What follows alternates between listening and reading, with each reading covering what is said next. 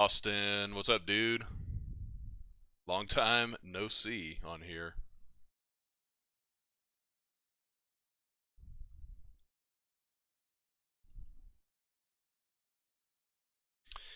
All right.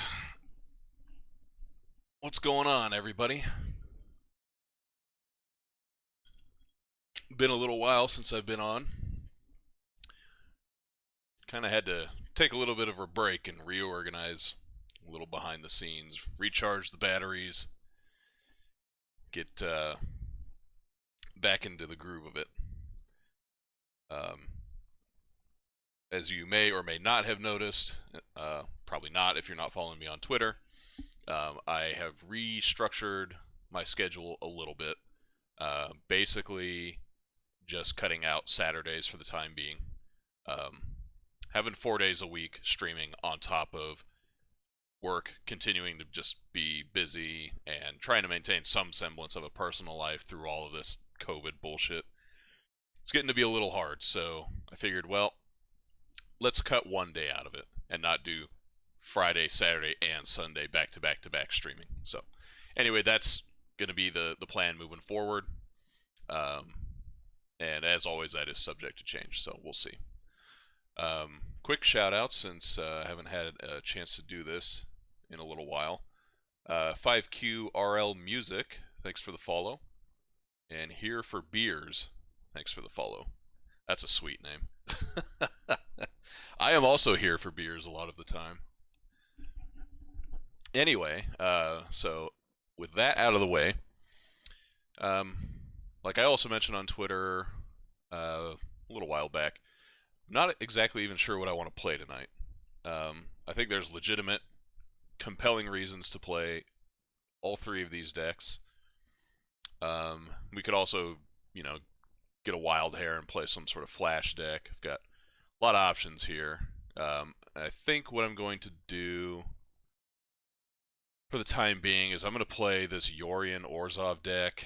It feels like it dodges a lot of the stupid bullshit that's going on right now. Like, as a quick catch up, since we haven't been doing this much in the last few weeks, basically Sultai Control has taken hold of the standard format, and that's fine. I don't mind that.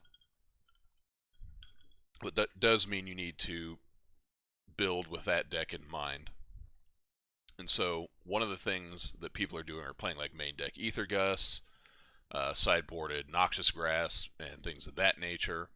And this deck just gets to dodge all of that shit. I mean, yeah, they can grasp our one Kaya or our Basilica Bellhaunts, Charming Prince, and I guess Yorion. Like, this has some Noxious Grasp targets, but if they're just trading one for one on that, I don't really care about that. Especially if we're talking about a Bellhaunt that's resolved, a Yorion that's resolved and likely gotten a lot of value. Charming Prince can do some work in that regard. So, I mean, they're trading down most of the time is kind of what I'm getting at. Short of that, there's the deck's basically just the same old ramp deck that it used to be, although it doesn't have access to Growth Spiral anymore. So they don't go quite as big.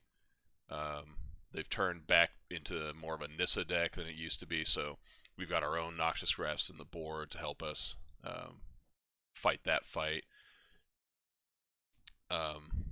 And I think we generate enough card advantage just in general that we can keep up with them most of the time. Like this card is always, I love this card. If you haven't gathered that by now, I've been playing this basically in decks ever since it came out, whenever I could get away with it. And this is one of the better Treacherous Blessing decks because you get to pair it with Doom Foretold and Yorion as opposed to either or the other. But we just got a boatload of removal in here, full set of Othakayas, again, to try and play into the Yorion a little bit. This can also just go upstairs. I had that come up last night, played a match or two with this just to refamiliarize myself with it. And yeah, just playing Othakaya for 3 turns in a row while backed up by even just a few points on the board can be a significant enough clock in the right circumstances. And then we're playing my favorite card, or one of my favorite cards in the format. I think this card is still really good. This will get Uros out of there completely, and whatever happens to this happens to it. If we get a full rotation on all of its abilities, great. Otherwise, meh. What's up, Kenzie? How are you? And I also just really like Doom Foretold as a card and an engine, so kind of just get to do everything I like to do with this deck. Um, yeah, I'm glad to kind of get back into it. Oh, I haven't been doing like a whole lot of Magic lately, so this is kind of like I was just saying a moment ago. I played a few matches of this last night just to refamiliarize myself, and I've been kind of loosely keeping up with it. Obviously, it's part of my job, so it's hard to get completely away from it. But hopefully, we should do okay. I think the one thing that I wanted to change about this deck, so if we look at the sideboard here, I've got this Peer into the Abyss, and I think that's more of a kind of cutesy card than anything. I put it in there a few weeks back because I kept feeling like I was getting into a position where I was top decking too frequently, but I think that was being a little results oriented. We got a full set of Castle Lochthwain, a full set of Treacherous Blessings. You know, Yorion can generate a lot of advantage. We've got Castle Ardenvale to get virtual card advantage on the board. So I think I'm going to cut this. I'm going to put another Kaya in here. This thing was actually really freaking good last night. Just eating, you know, Uros out of the bin, killing shark tokens, and you know, whatever else. So it's really good, but I don't want to have more than one of this effect, generally speaking.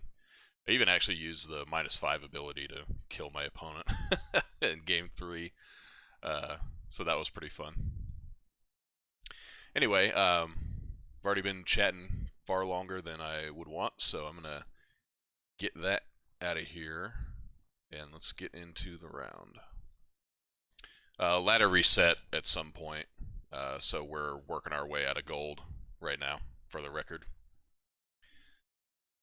But enough about me. How's everyone else doing? I'm drinking my little ghetto Moscow Mule. I don't have any copper mugs, so this has to do for the time being. Alright, this hand is fine, if not unexciting. We've got a couple plays to the board early, so if our opponent is playing some sort of ramp deck, we can pressure their hand a little bit. And we have a removal spell and a source of card of advantage. And it looks like we're playing against Sultai right out of the gate, so not surprising at all. I'm going to keep this Yorion, because I think what I'm going to try to do is go rat, kill something if they play a thing, and then just like slam Yorion out of my hand. I don't want to take a turn off to put the 1 in from the board, or the adventure zone, or whatever the hell you want to call this non-exile zone. But part of the thing that I like about having Burglar Rat in a matchup like this is, like, they're going to have a lot of kind of crap to throw away, but they're not going to have that many payoff cards either. So all we have to do is really just kind of pressure their hand a little bit. When they go to make a play, I mean, we've got Uro or, you know, Krasis or whatever locked up. We can't really do anything about a Nissa per se, but we can pressure that with combat damage. So, like, we could spend a couple of turns. Yeah, Cavalier's kind of a pain in the ass, but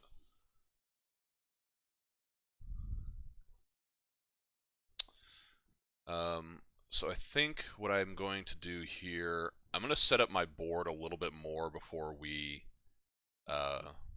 remove this Cavalier of Thorns, because I don't want him getting back, like, Marsh, or I always call this card Marsh Casualties. I don't want him getting back Casualties of War and, like, setting us back a land while we're trying to work our way up to Yorion. So I think what I'm going to do is just set up Burglar Rat plus Eliminate, if he has some other play. And then we will Yorion him next turn. Empty his hand. Okay, so he has a Polukranos. That's going to be kind of a pain in the ass. He can already use it. Ritualist, that's annoying.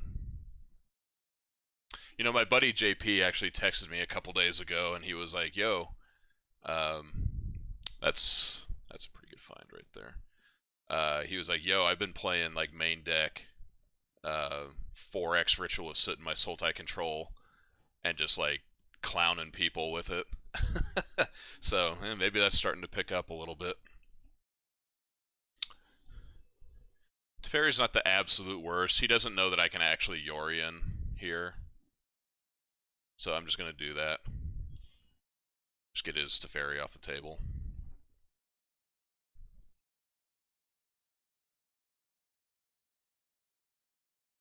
If he wants to, like, escape this Pelucranos at some point, that's fine. If he doesn't want to do it while we have Elspeth Conquers Death in play, then he's going to have to wait, like, 3 turns. So in the meantime, we can get this Yorion into our hand. And then if he does do it anyway, after the fact, we can just mortify it. Move on with our life. It's going to take the majority of his graveyard to do it the first time. That's alright. He's going to probably take Mortify here, would be my guess. It's the only card that can conceivably interact with what he's got going on. I don't think he cares about Fenlurker, but hey, I guess so. What do I know? He's probably just going to hold until this Elspeth Conquers Death goes away. And he knows we have Mortify. So, I don't know exactly what he's waiting for, I guess. Sure.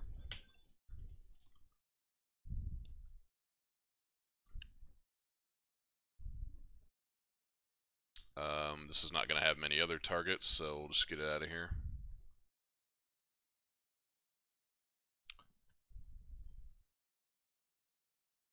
I'm going to get the Fenlurker back, because exiling is better than having him discard when he's got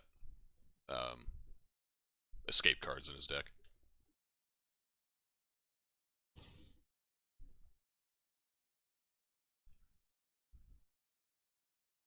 So the cool thing is, this is going to be kind of a pain in the ass, but if he minuses here, then we can just make a token with Castle Ardenvale. I guess, fuck, I should have done that ahead of time. That was my mistake. Oh, I don't even have the second white. Never mind. Alright, well, guess we're drawing a card here.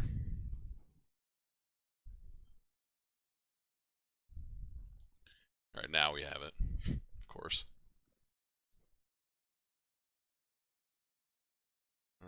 I guess I should probably put this Yorion into my hand. I think this Liliana is unfortunately probably going to eat us alive, but oh well. Yeah, I'm ready to move on here. We didn't draw any source of card advantage that entire game, like outside of getting the 2-for-1s on the rats, which is not good enough. So let's see, I don't want Grasp of Darkness here. I don't really want this, I don't think. Basically just want these Noxious Grass.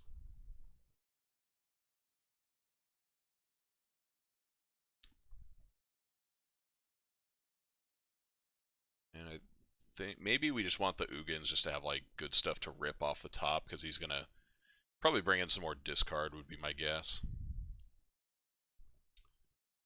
So what do we want to do? Probably cut an Oath of Kaya, maybe even 2. This doesn't kill a lot in his deck. The best thing it can do is like pick off Nissa lands or something like that. So yeah, I'm gonna cut that. I'm gonna bring in a couple Ugins. Ugin off the top just to slam it and absolutely clean up his entire board. Most of the time, I think, is probably good enough.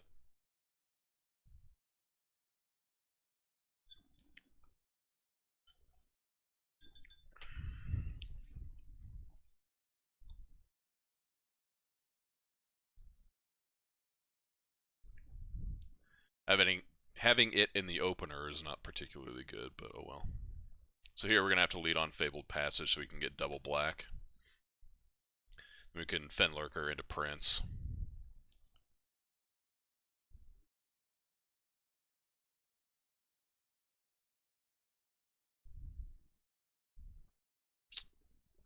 And I think I am more apt to want to play Fenlurker because I do want to have him exile. And I want to play Charming Prince next turn more than I want to, like, Charming Prince into Rat. Or, I mean, Rat into Prince or Rat into Fenlurker or something like that. I'd rather just start clocking his hand with exile. Then again, we might need to Prince for lands. Could see that.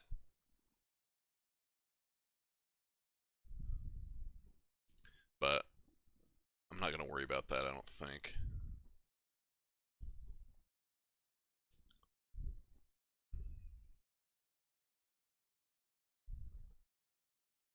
Okay, so we got 2 lands out of him.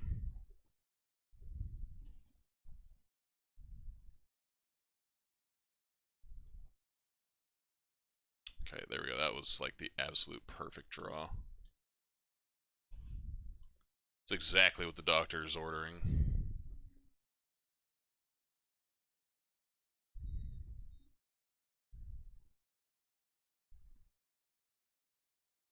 You got it.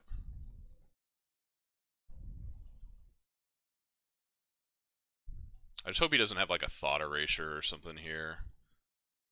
That's what I'm hoping to dodge this turn. He might have like a second Uro. Could see that. Damn. Alright. I imagine he takes Bellhaunt here. Could take Elspeth Conquers Death. Could take Ugin. Ugin's like a card he can't beat if it ever comes into play. So it depends on if he has like counter spells or something.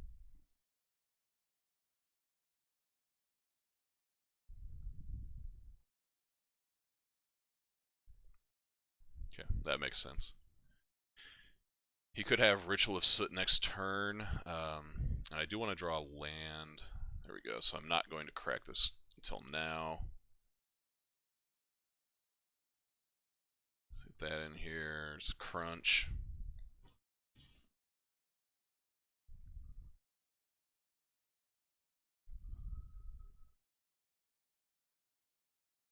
Another Uro, perfect. So he's got, what, 5 of them been. If he cracks the Fabled Passage, he can Uro, and we can just Noxious Grasp or yeah, we will Heartless Act that. He has nothing. Okay. There's an argument to Agonizing Remorse now. I think I will. If he's hiding like a Shark Typhoon or something, I want to get that out and play before we attack and decide if we want to incorporate that into our plan or not. And if he has nothing, we can just snipe an Uro out of his bin. Okay.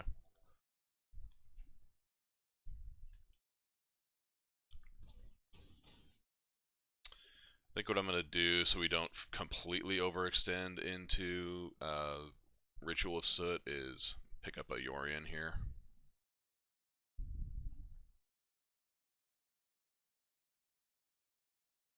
Alright, so he's going for Uro. It's fine.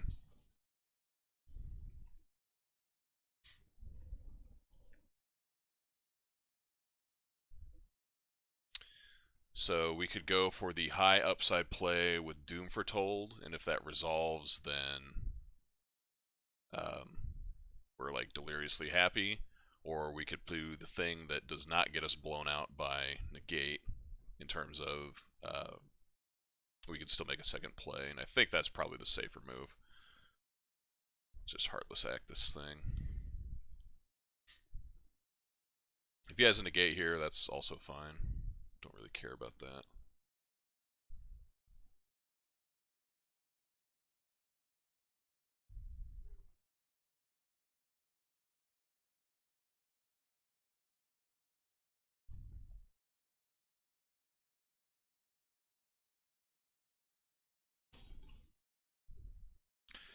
I'm gonna keep there's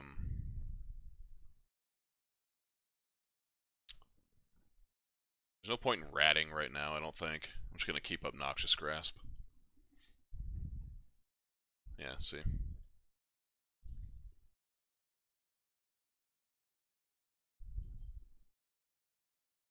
And unless he has a negate here, we can just kill him next turn with Doom Foretold.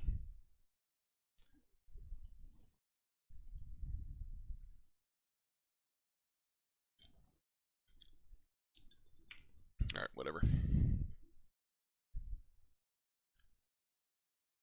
He still has to produce a way to stop dying next turn. I guess that does it.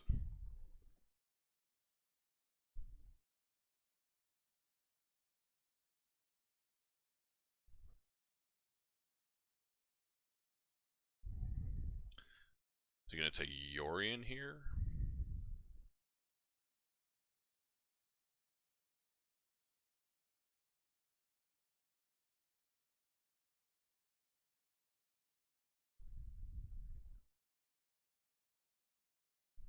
If he doesn't take Yorion, I'm casting it next turn. Takes Burglar Rat, huh?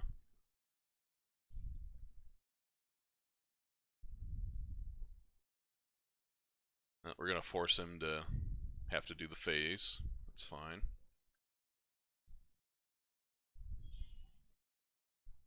We're going to flicker the Treacherous Blessing just to get some cards. Oh, he has Mystical Dispute? Are you shitting me right now? Alright, man, whatever.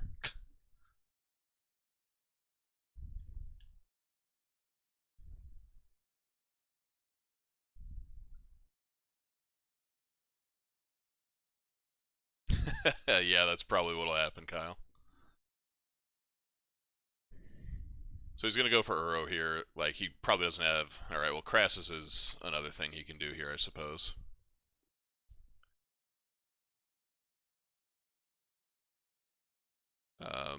Let's just get this fucking thing out of the way.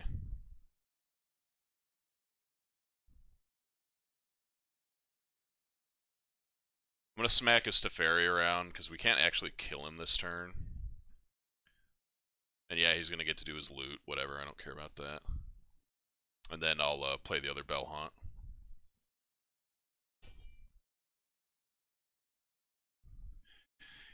Ritual of Soot does not stop these guys. And he can already escape Uro, so I'm not worried about that. As far as like playing Bell Haunt and making him discard cards, like, yeah, that's fine.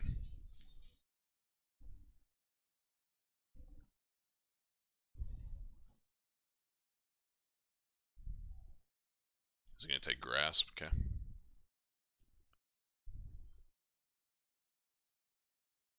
Well, he can't attack unless he wants to lose his Uro, and I guess he can replay it, but...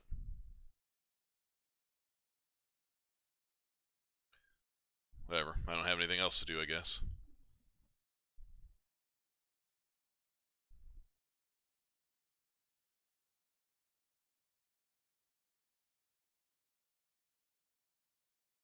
Alright, well, getting Cavalier is like fucking huge. He must have another banger in his hand. Yeah. Not too worried about that, honestly.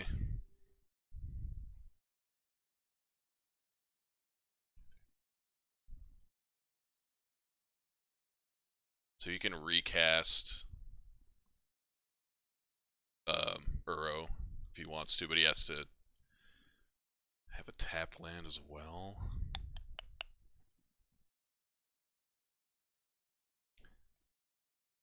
That gets most of his library, so if we find another way to kill it, we can do that.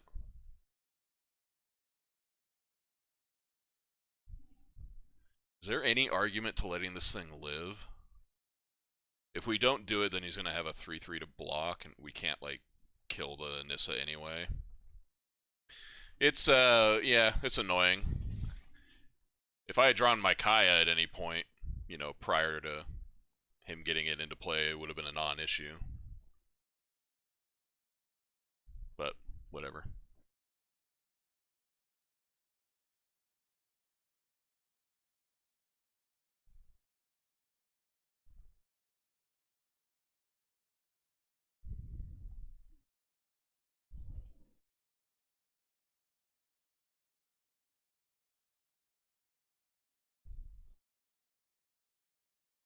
Cool, where were you like 1,000 fucking turns ago?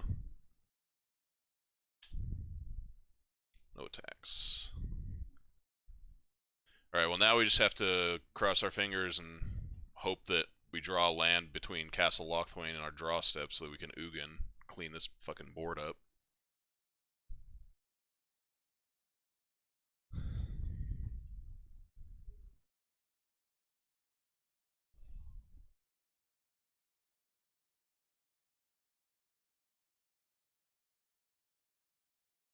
I think I just cut the forest off here, right?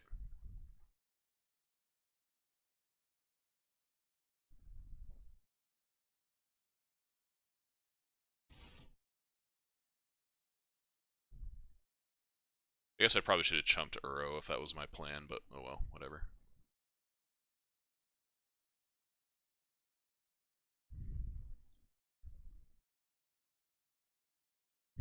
Obviously. Okay.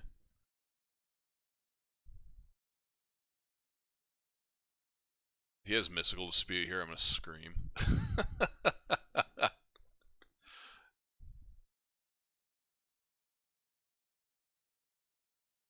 Alright, cool. He does not have it.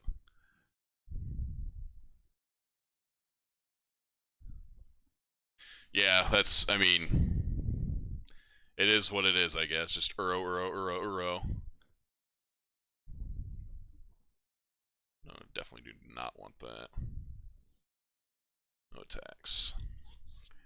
Alright, so here at least we get to hopefully do something cool with like Yorion, like bring Yorion back and start like blowing the fuck out of his hand. Wow, are you fucking shitting me? Cool, dude.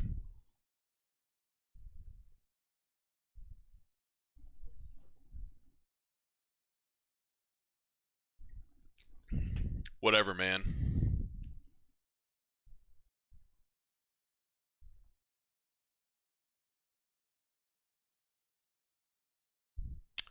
Cast 20 red or blue spells. I could be into that. Get a little bit of this action going on.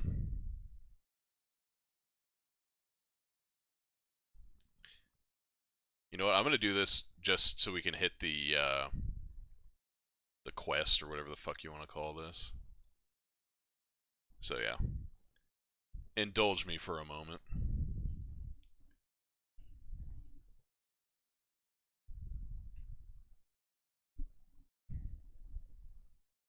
Like honestly, I don't mind Uro all that much. It's more the fucking Nissa engine that I get tired of seeing because it's just like it puts them so far ahead, right? Like Uro, yeah, they get like a land maybe here or there, and they get a card off of it at least, if nothing else. But there's so much card advantage built into everything these days that it's kind of just more of the same, you know?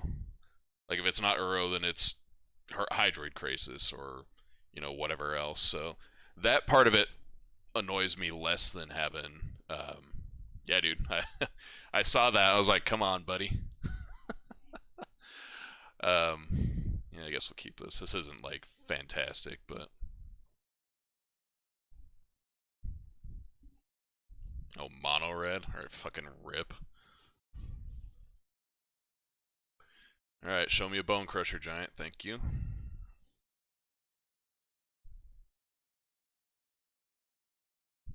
It's funny because oh my fucking god, and he's gonna take it.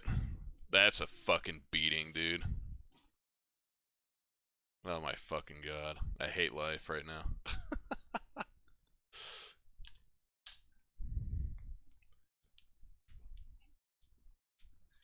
Although honestly, I probably should have expected it, but oh well, whatever. Opt, I don't give a shit about that. If he wants to cast Opt, he can cast Opt.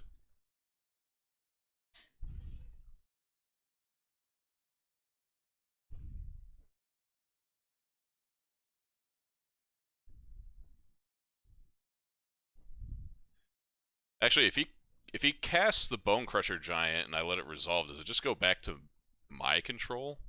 Like it goes into my adventure zone? I actually don't know.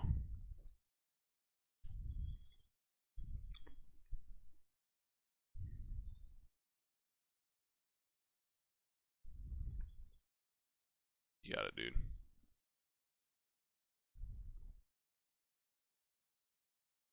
Can you not have... Okay, he does... Well, can he not have Ember Cleave this turn? That would be pretty awesome. Fucking mint. Alright, sick.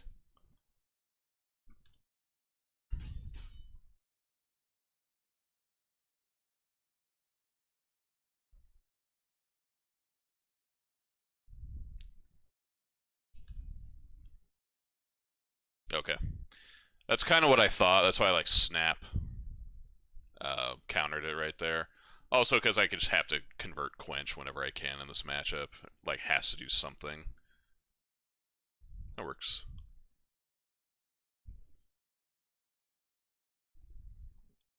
Alright. No more lands, please. So what do I have to do here? I have to just, like, hope. So he has another Robber of the Rich. I actually legitimately don't think there's any way I'm going to get out of this game alive, but what can you do? If I had one more mana and we could, like, counter plus Giant this turn, maybe we'd have a shot, but seems like pretty unlikely.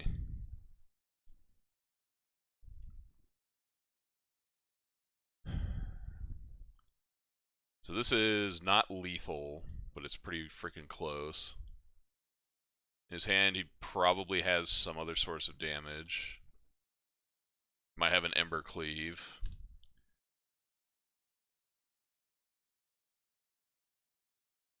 Yeah, whatever. I can't stop any of that. 2, 4, 6, 7. I think I just have to let it go. Because if I like Bone Crusher Giant now, then I just die to Ember Cleave.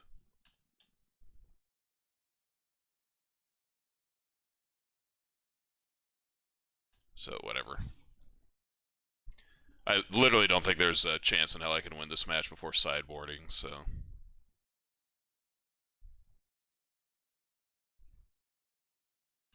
Sure, whatever. Well, he only gets one card off of that one.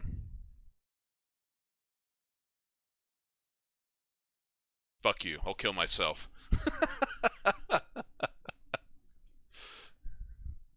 Okay, but we do have a lot of good cards to bring in this matchup. You can get the fuck out of here. You can get the fuck out of here. We're gonna bring in, not Coil. Dragonfire, Flame Sweeps, and I think I might want Coil just because of Anax and Torbran. I think I'm probably going to cut a couple of those idiots as well. Gust is also really good, but we don't want to necessarily just be like a pile of 1-for-1s, and Gust... I think Gust is better for decks that tend to have no other great ways to interact with the board. Like Sultai's got a few removal spells or whatever, but Gust is a lot more impactful for them. Maybe it's just better than Sea Dash or Octopus. Like, this thing is never getting across the table for damage unless we're like already winning. So maybe we just need to like go completely off that and bring in a couple. Try to like get these Brineborn Cutthroats big enough to rumble. I think between the Cutthroats, I mean, maybe Sailor's not that good.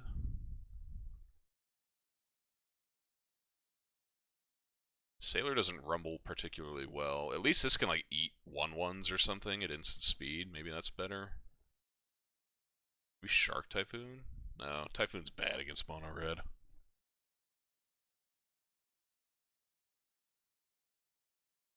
Alright, I don't like it, but I'm going to bring in a couple... I'll keep a couple Octopus rather, and I'll take out the Sailors. This does give us a little bit of a clunkier curve, but... You know, what are you going to do? I can also get Octopus onto Borrower or something like that and get it rolling, so we'll give this a shot.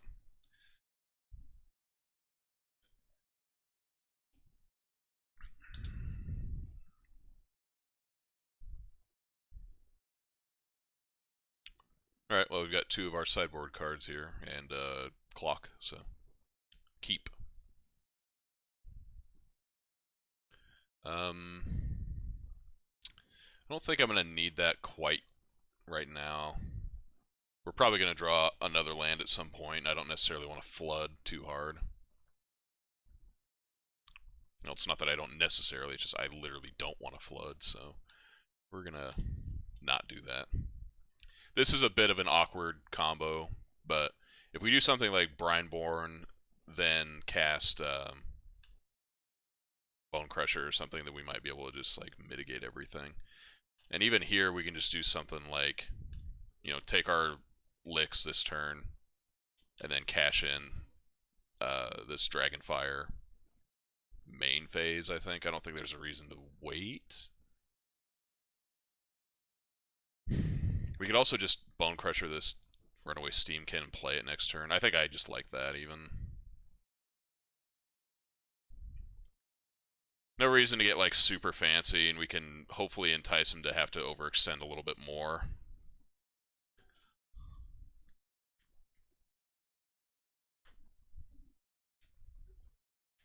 Because now he has to put like, yeah, like even more than this to put a meaningful amount of pressure. Yeah, that's fine.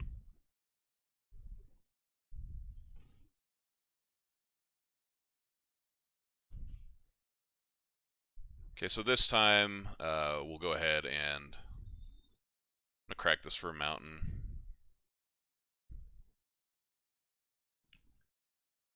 I think this time I want to wait until main phase. I'm not gonna attack here. I don't want to give anything away. Wait till his main phase, see what he does. And we'll flame sweep if we need to. Okay.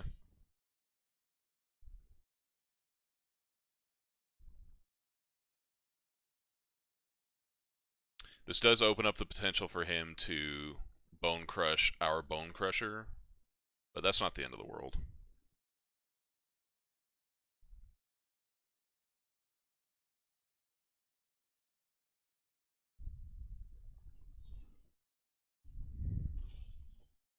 Saw it coming. That takes his whole turn, though. That's fine. So now we can allow that to resolve, play Brineborn, Cutthroat, and Scorching Dragonfire.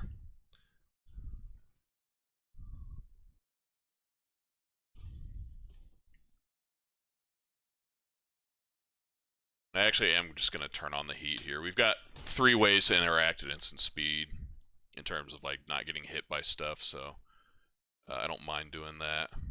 Yeah, I don't give a shit about that guy.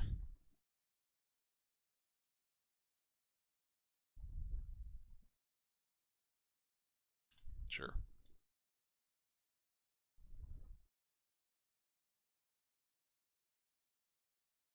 I think I'm just going to... Do I just want to take 1 here? I don't think there's any... Well, he could light up the stage, I guess. I really want him doing that. Yeah.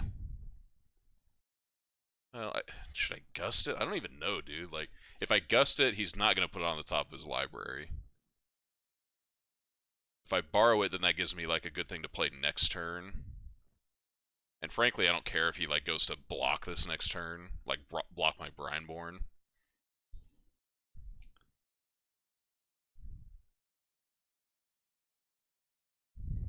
Get your Bone Crusher out of here. And now Bone Crusher Giant doesn't kill Brineborn Cutthroat, or Stomp, rather, doesn't kill it. He's still going to put it on top because he kind of has to, but...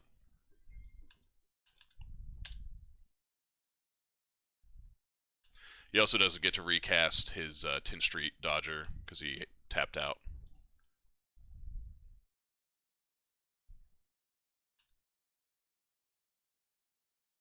Yeah, I don't care. Well, maybe I do. I'm just like really on the fence about what I should be caring about right now. I guess we have a Lava Coil for the thing, but I also kind of want to draw some cards. And he might just play the Bone Crusher, and we can just get him next turn anyway. I don't think there's a big disincentive to taking a point here.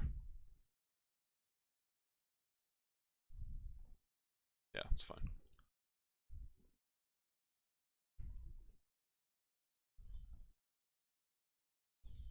There, perfect. Would have liked to have gotten a land there, but that's alright. He can't block this anyway.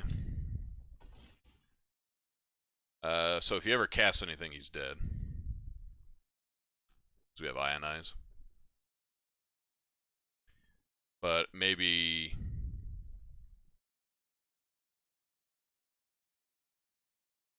that's fine.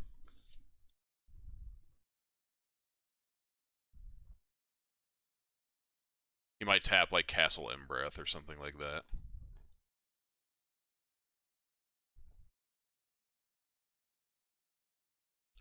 Does he have double stomp?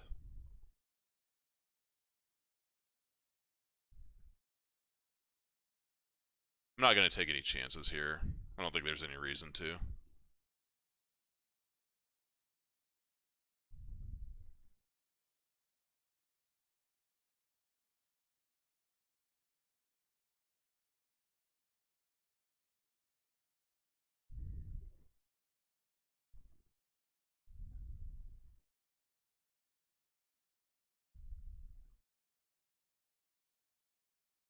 Okay.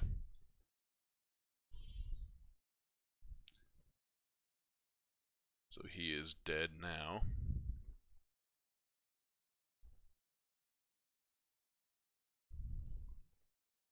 I guess he might stomp his own dude. Yeah, I was going to say probably not.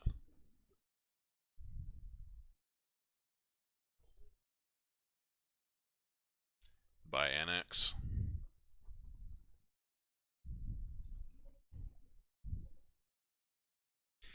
Easy peasy. Alright, so sideboarding plans seem to work okay.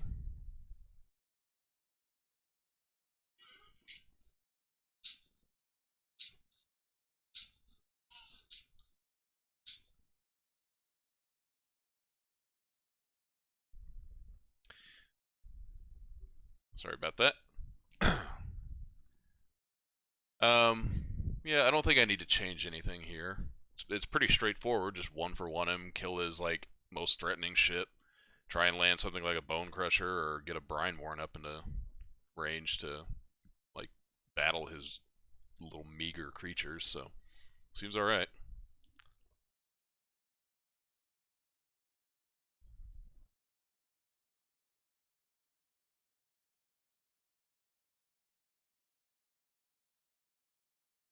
All right.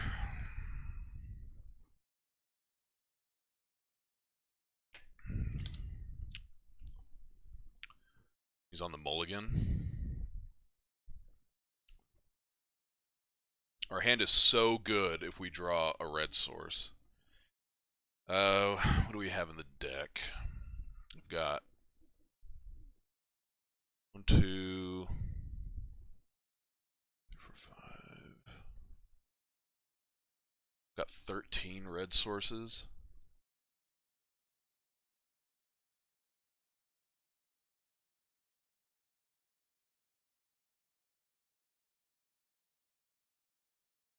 About maybe 20% to draw.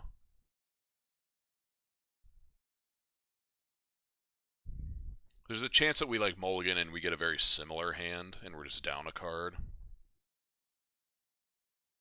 We do have at least one play.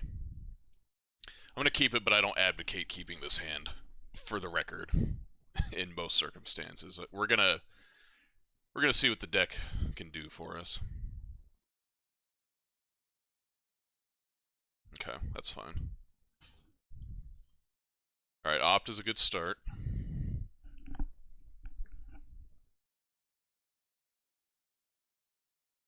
Robber of the Rich is a pain in the ass. This is going to be a red source, watch. Oh, Brineborn.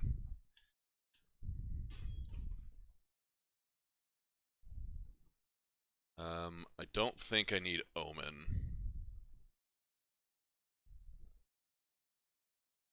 I don't think. No, we just need to hit lands. If we hit just running lands that aren't that, then we'll have a shot. As it is, I think I'm going to have to try and trade off this Brineborn with a Robber of the Rich. Okay. Another Brineborn, huh? Oh, fuck. Alright, well, at least... God damn it. Wasn't paying attention. Alright, if we rip our red source this turn and we could flame sweep, then it'll be worth it.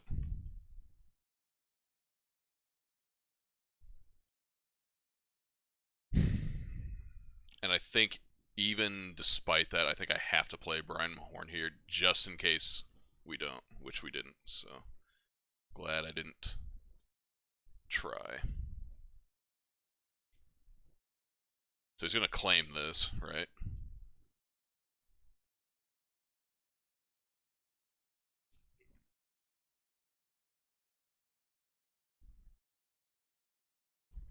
Yep.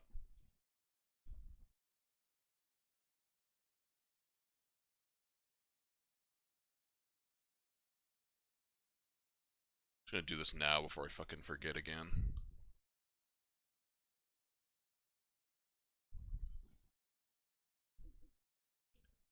No, my red source.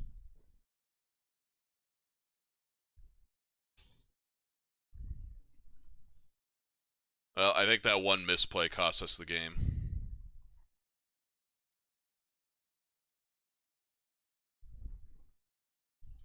Good lord. Is there any hope of being able to salvage this? No, even if we bounce.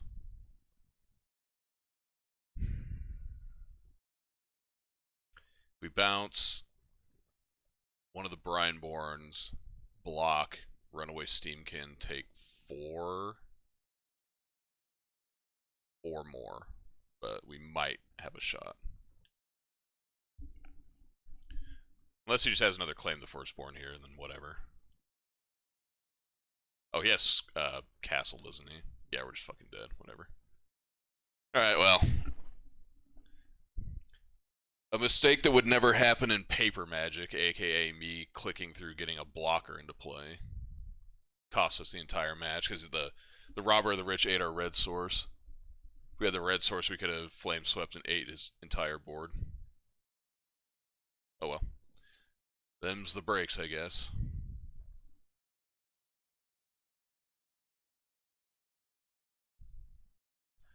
Some stupid card. Okay. Alright, so I'm going to take a brief break. I'm going to refill my little ghetto Moscow mule here. And then we'll get back into it. Probably not with that deck again. I just wanted to... Well, fuck, we didn't even get that. I need one more spell. Shit, I should have just cast that stupid Brineborn. I wish it would give you like a ticker, you know, for this stuff while you're in the game, but whatever. Okay, anyway, yeah, I will be right back, guys.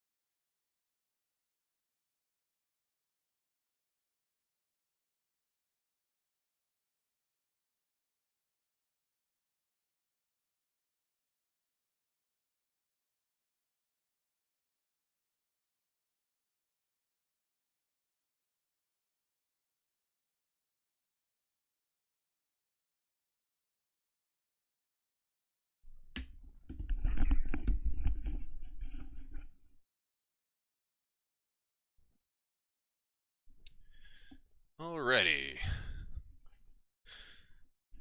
Back for Moss. So, I was thinking during that brief break. Cedric says this deck is supposed to beat the shit out of Sultai. I guess when they're playing a very small amount of removal spells and all of your stuff hits really hard, possibly. I'm willing to give it a shot. This is, if you've watched me at all, you know this is not my usual go-to. But I'm willing to humor him.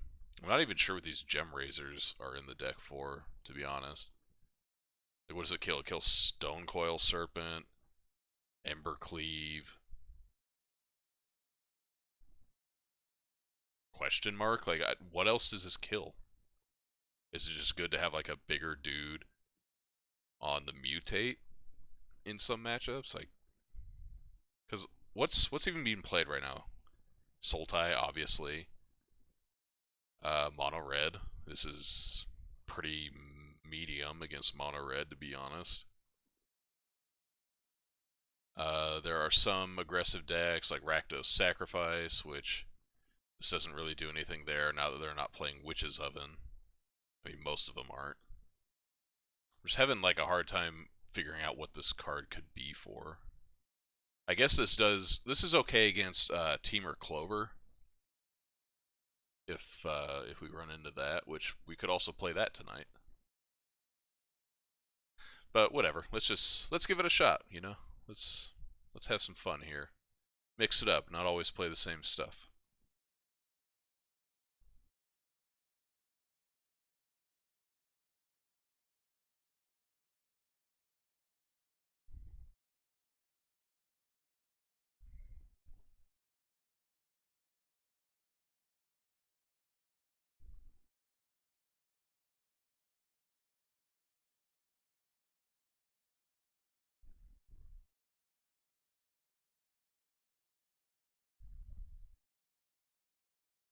That looks about right. We're on the draw. It can't possibly be right to keep the one-lander, so this is considerably better. I think I'm honestly going to toss this Vivian back, because we have Pelt Collector, Lovestruck Beast, and Primal Might as like our range of plays, and Vivian might not even come up.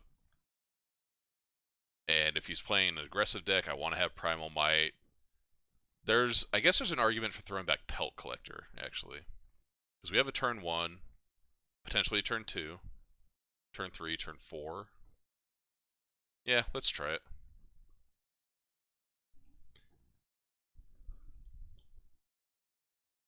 Against Temple of Deceit, I would probably want Pelt Collector, but we already have Lovestruck Beast, so...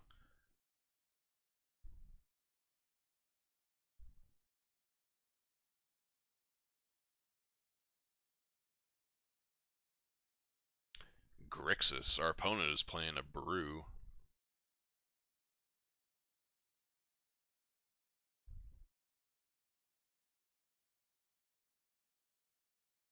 No Narset, huh? Okay. Could play Barkhide Troll here to play around like a removal spell.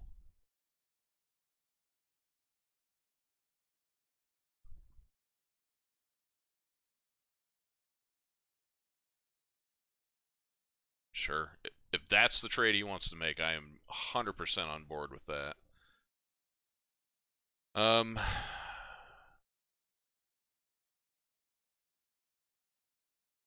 think in the... Yeah, no. I was going to say in the interest of being mana efficient, we'll play Lovestruck Beast, but even then I don't think that's correct.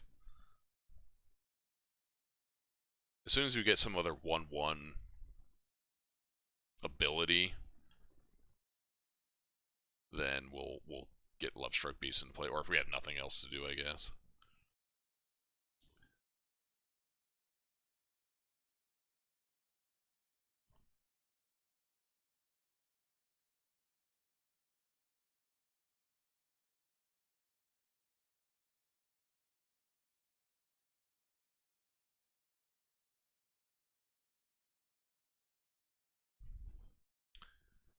Alright, so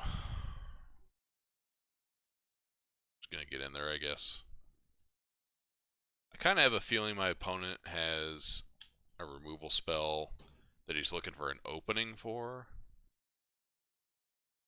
So I think what I'm going to do this turn is I'm going to play Love Strike Beast, leave up Ranger's Guile, and then next turn we can Vivian plus Ranger's Guile as well, so that we don't get like absolutely destroyed by like one removal spell. Well, I was getting around to talking about that, but yeah. Alright, so that's okay though. We've got Vivian to play here. And I'm going to use her minus at some point.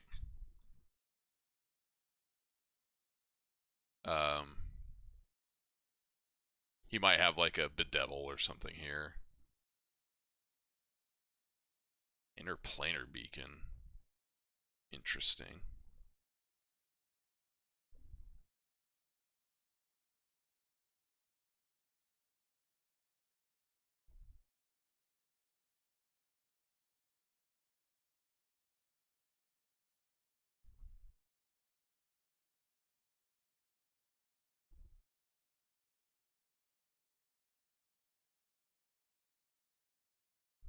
Alright, what do you got here, buddy? Come on. Liliana. Each player discards a card, and each opponent who can't loses 3 life. Alright, he's not going to use the ability. Do I just want to use this now? Kind of don't think so. Actually, this is pretty good with Archetype Troll. Holy shit, I didn't even think about that.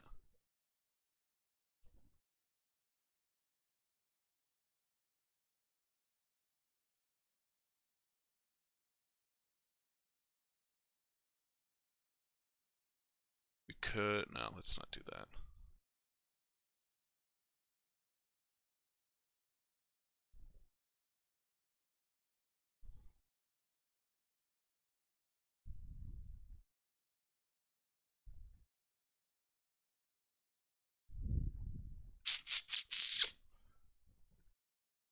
No reason to do that.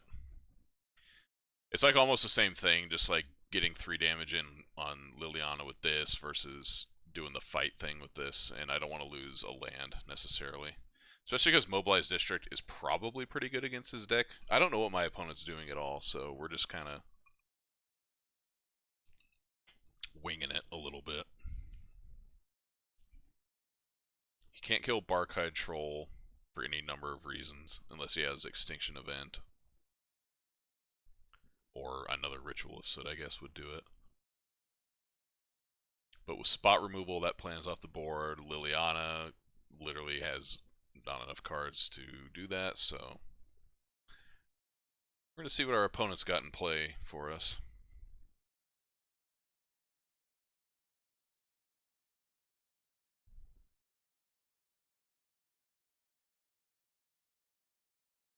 Nickel Bolas. Dragon God. Okay.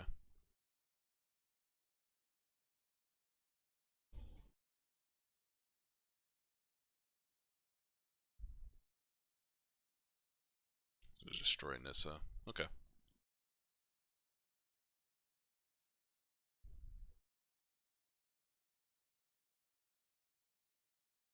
If he actually uses his Liliana here, just gonna get rid of this Primal Might. It's fine.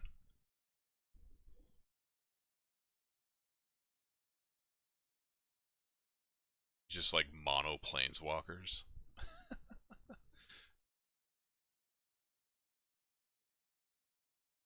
Alright, so let's fire up the Mobilized District. We've got Ranger's Guile up. We can kill both of his planeswalkers this turn.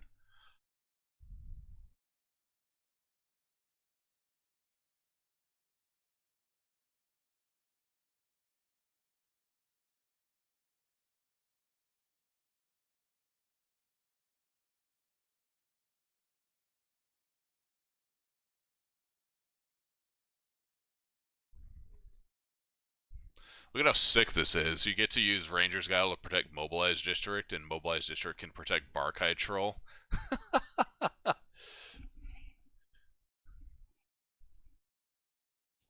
This card actually might not be that bad. Like, kind of looks like dumpy or whatever, but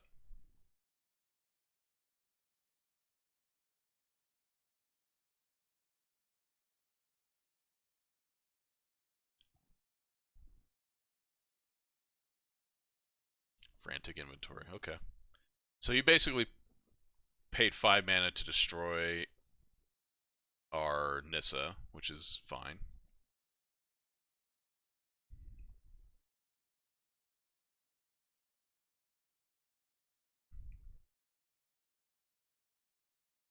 You here, you there.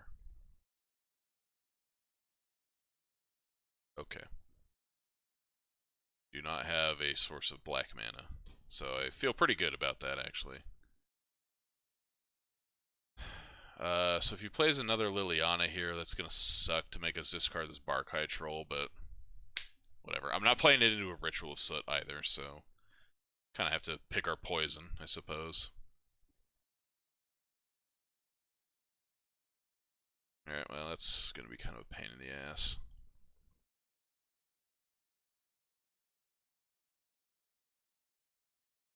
He's got 9 cards. Why can't I bring this up? What the hell?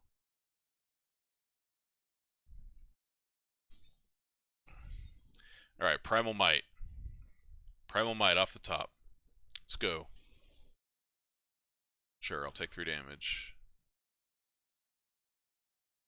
That is not Primal Might. If I play Pelt Collector here and animate Mobilize District, I don't have enough to do both.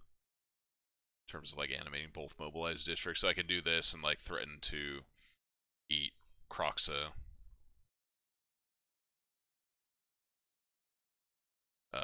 With Mobilize District plus like Barkai Troll or something. God, are you kidding me, dude?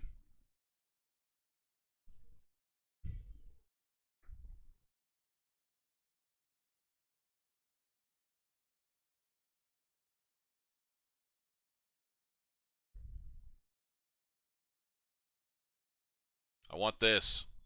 Give me this. Oh, you don't want to attack?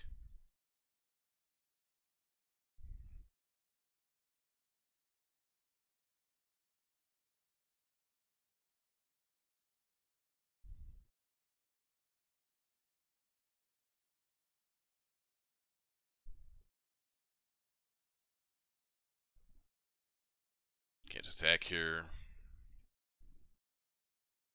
Now, if he doesn't do anything, the next turn we can kill this Nicol Bolas.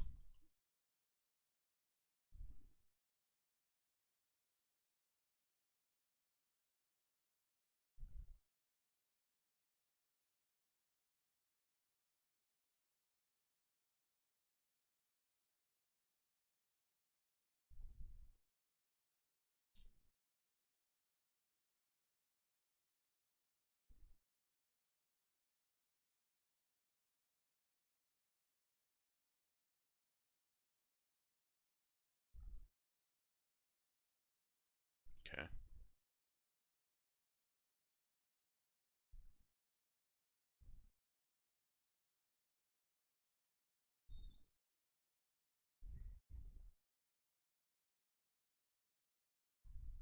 I'm ready to concede, just show me some reason to do so.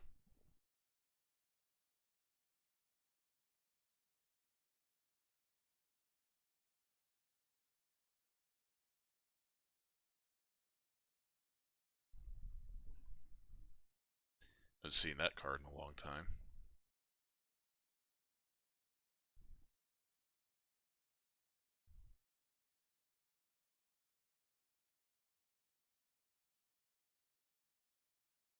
You honestly should probably be attacking here.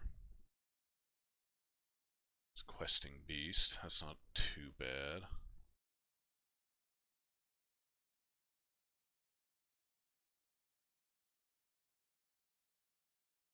So we can kill this Nicol Bolas, which I feel like we probably have to. Well, in theory, we can do it.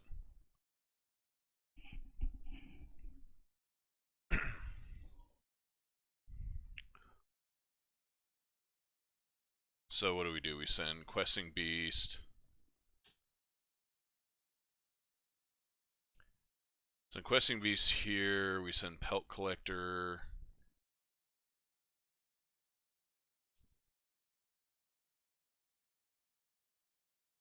And do we send Barkhide Troll? Yeah.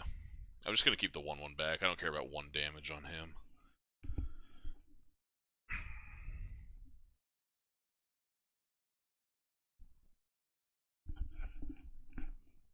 It's fine.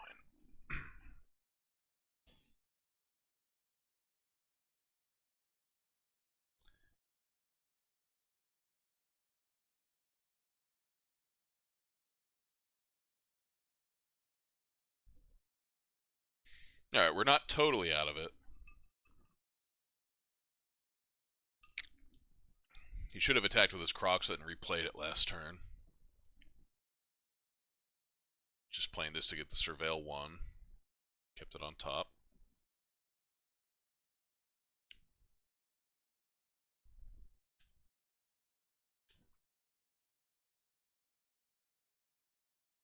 If he's smart, he should block here. Damn, he's ghosting my stream.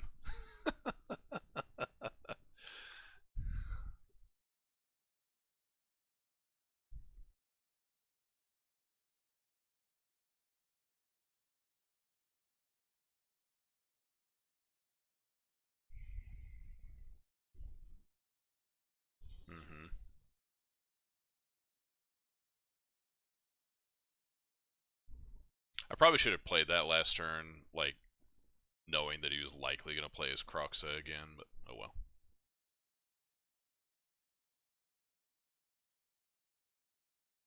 Like, here, I'll play it here, because if he does decide to attack, I don't want to lose it and take 3 damage for no reason. I'd rather have the land and take 3 damage.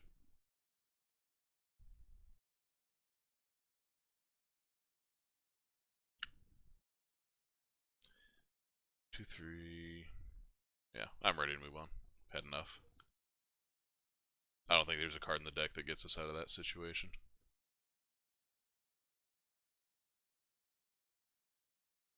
The only card I can think about wanting is Shifting Ceratops. I'm honestly not even sure. I guess probably take out Primal Mate. Just bring in Primal Might, rather. Bring in Ceratops, just so we have 4 additional 4-drop haste creatures. I don't think we can afford to take out any of this stuff, because we need to be on the beatdown. Great Henge. He has Bedevil. That's like the only thing that gives me pause here. This might be okay. This might be better than Scavenging Ooze. Let's try that. Because if we get to go like 4-drop into Great Henge, then life becomes very easy if he doesn't immediately have a Bedevil.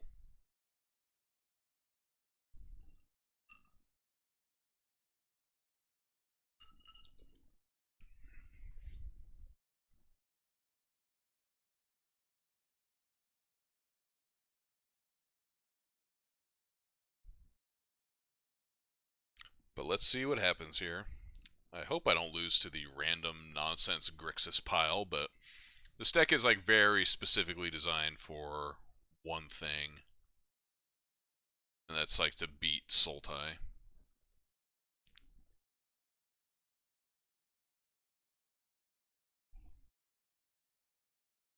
I don't think there's any difference between leading with Pelt Collector and Lovestruck Beast, unless we draw Barkhide Troll and want to play that first for some reason, which we did not, so just dump them. Get it all out there. Next turn, play Lovestruck Beast, attack for 5.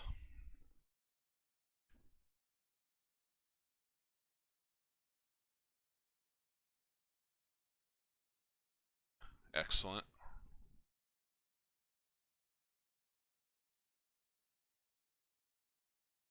doesn't matter. He has to have shocked for a reason. He's probably got a removal spell.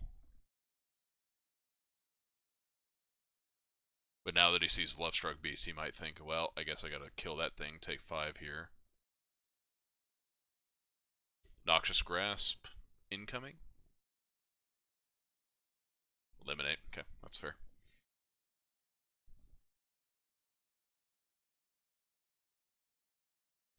If we can get a land off the top and smash with Questing Beast next turn, that's, well, that's just straight up lethal, but no dice.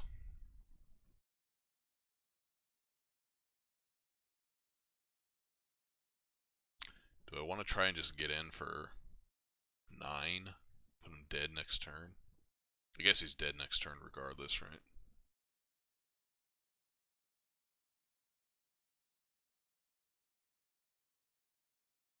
This is 7, puts him to 5.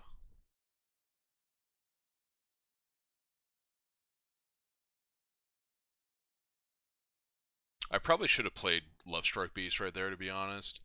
Because if he doesn't have a way to prevent any of this damage, then that puts him into lethal if we rip a land off the top.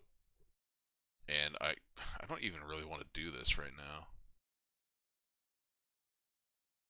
Yeah, I'm not going to cast anything, because if he has like a Ritual of Soot or something, then at least Love Struck Beast is like a follow-up for that. Alright, well, he doesn't have anything. I don't think we change anything on the draw. We just gotta get him dead. It's the only thing I don't like about decks like this is that your game plan often does not change very dramatically. It's just get him dead.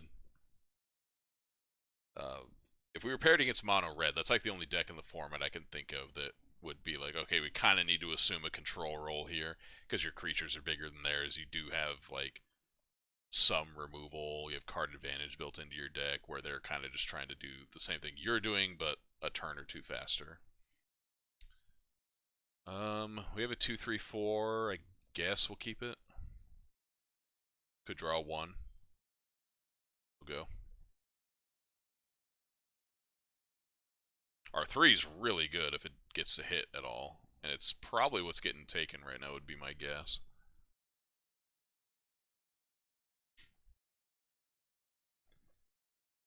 Yeah. Oh, he took Scavenging Ooze. Okay. Alright, well, fair enough.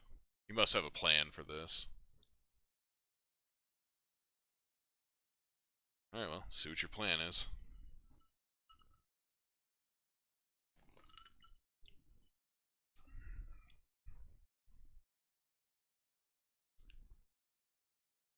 He can't eliminate it. He might have overlooked the hexproof from black element of that.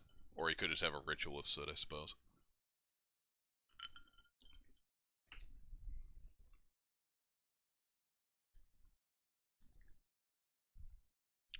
If we get to start connecting with this Garruk's Harbinger, that's going to be a big game.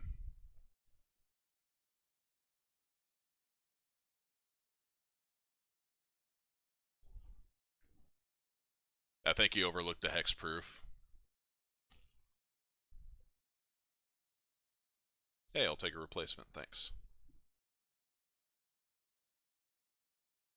I think he just read the card draw ability, because honestly, this is like a paragraph right here.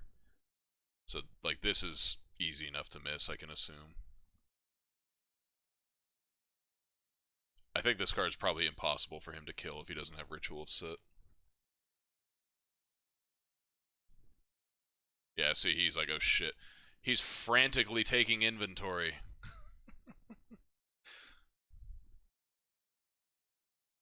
Roxa, okay. I don't give a shit. We are going to kill him well before Croxa has any time to matter.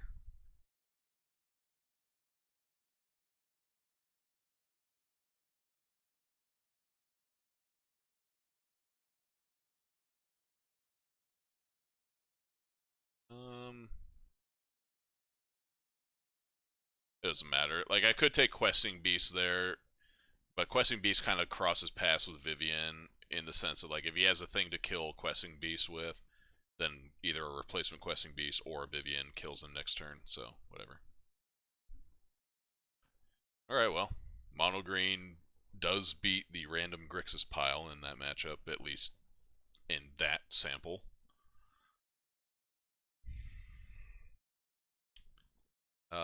Part of me actually wants to go up to 4 copies of this. I don't like this card all that much, like 4x in the main. Especially with how much Sultai's running around, like being able to get a guy that's hexproof from black into play. They can't Casualties of War it, they can't Eliminate, they can't Heartless Act, they can't Vraska, or whatever else might come down to kill it. They have to Extinction Event it. And the only other thing that this kills is Lovestruck Beast and Pelt Collector in that case, and we can like play around that if that's what we think they have. So yeah, let's go up to the 4th copy of this boy.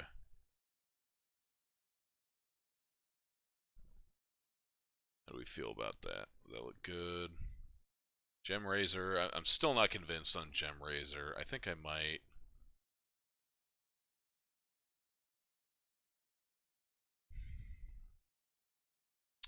Just trying to think what kind of matchups we might have trouble with.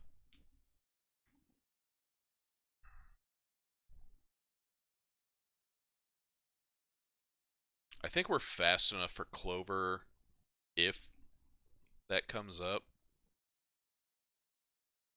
that we don't have to worry about that quite that much.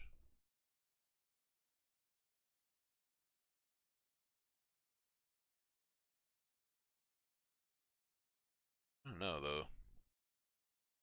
This deck's like already pretty good against most beatdown decks.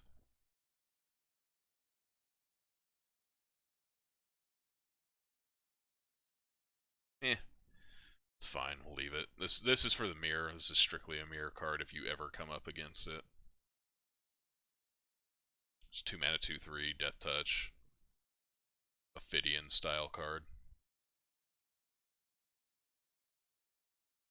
You only really want to bring this in against like very specific decks. You don't need a whole lot of this effect. Just trying to think if there's anything that we could bring in that generates like card advantage in certain matchups, but I don't think so. I think this is probably fine. Is that the thing? Is it's like we're playing Gem Razor because there's, no better alternative? I could see that.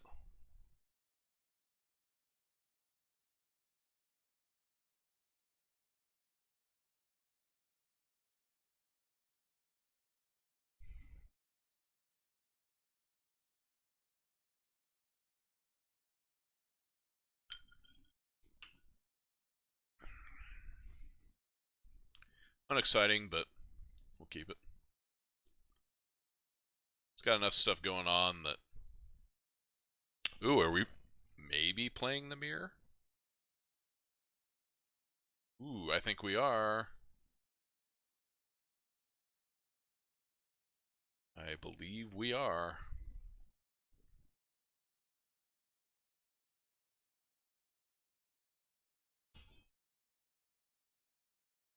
Nice, those Okame adversaries or whatever the hell they're called, they're going to be awesome in this. Does he have Primal Might? Yep. Okay.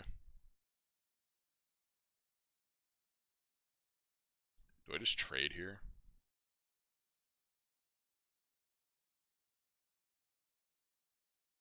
Next turn I can make a 1/1 Primal Might to kill a Scavenging Ooze. I don't think I trade here.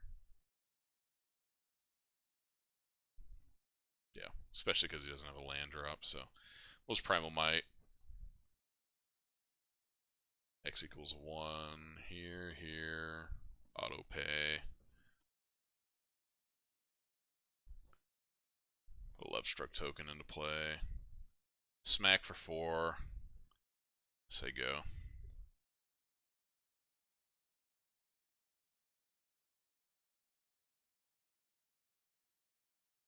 Hey, I got one of those too.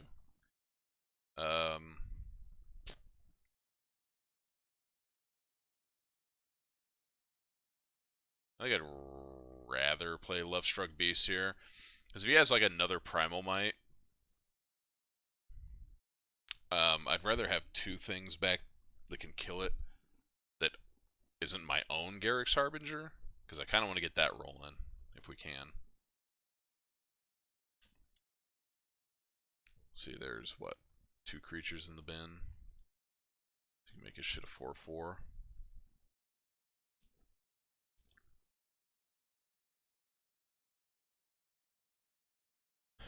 Do I kill Garruk's Harbinger? I don't think so. I think what I want to do is play Primal Might X equals 1, or X equals 0 actually, just Love Struck Beast, fight Scavenging Ooze, and then play my own Harbinger.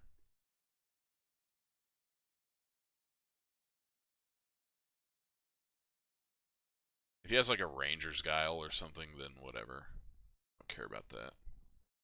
Thing is, this guy gets like way out of hand, so you gotta keep him under control. Or else he just gets to like rampage the board. So now we're going to not do that.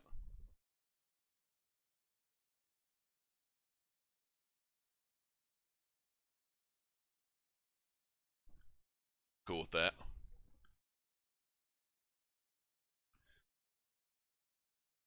Hell yeah.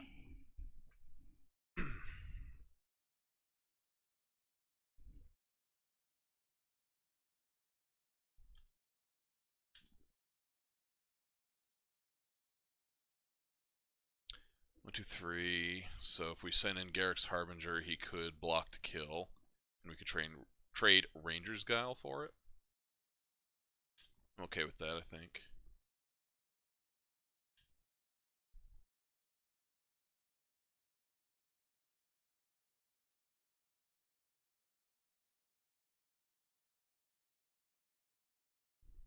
No blocks, huh? Sick.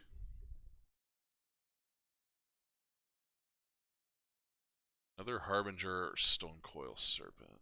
We could make a medium-sized Stonecoil Serpent that does not get past his Scavenging Ooze, or we can play another Garruk's Harbinger. I think I like that a little better. And I don't see a reason to play this land here, so I'm just going to hold it. Make him think we might have a couple things. Got it.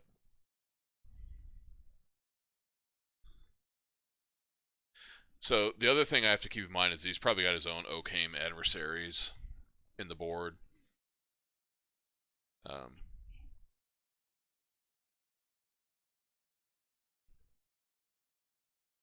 but that's whatever.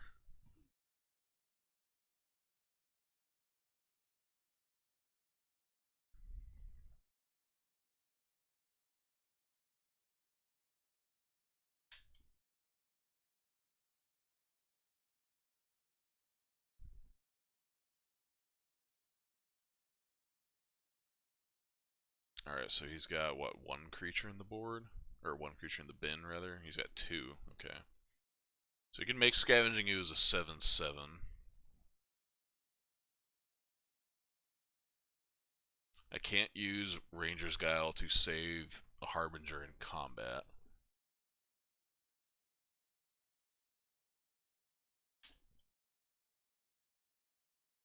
Like, I just have to sit here.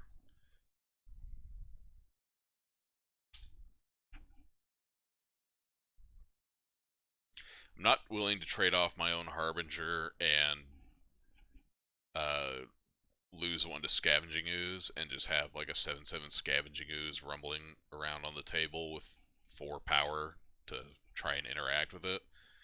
So I'd rather leave the threat of being able to block to kill it up. I guess a Bonder's Enclave. That's fucking brutal. That's a card I actually took out for Mobilized District in my deck, and I would love to have it right now.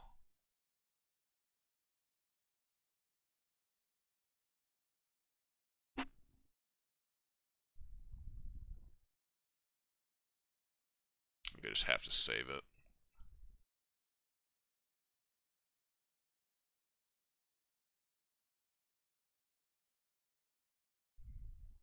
Come on, questing beast. It's not questing beast. I guess I could send 3 creatures at Vivian. 1 face. So if I send a Harbinger face, then I either get a card or I kill Vivian. Well, I'm going to kill Vivian either way. The question is, does he want to give me a card or not? Which probably not. Taking 4 damage is kind of whatever for him.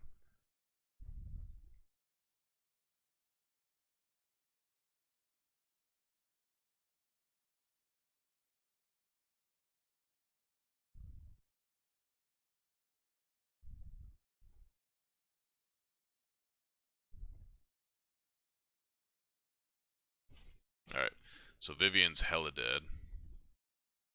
We get a card because it hit a Planeswalker. I forget that that actually works. Ooh, Scavenging Ooze of our own. But we're not going to be able to get anything out of it. Is he just going to eat our Garruk's Harbinger? So I guess we just take that.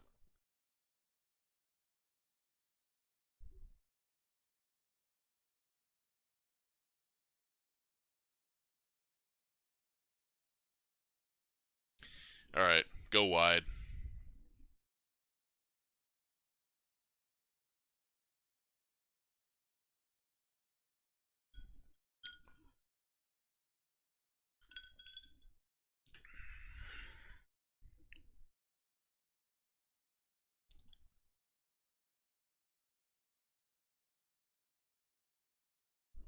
Sick draw.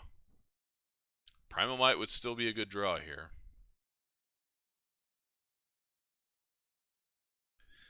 Alright, so post board we bring in Occam, Adversary, and Ram down.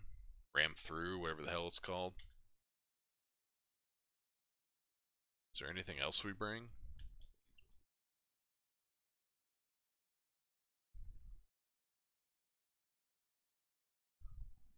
There's no punishment for not playing all of your creatures in a green mirror.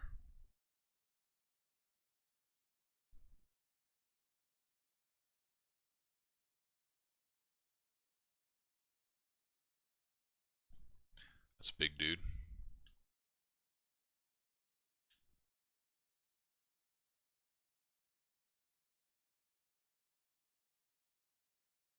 I would like to draw a big dude or a removal spell instead of lands and 1-drop cards.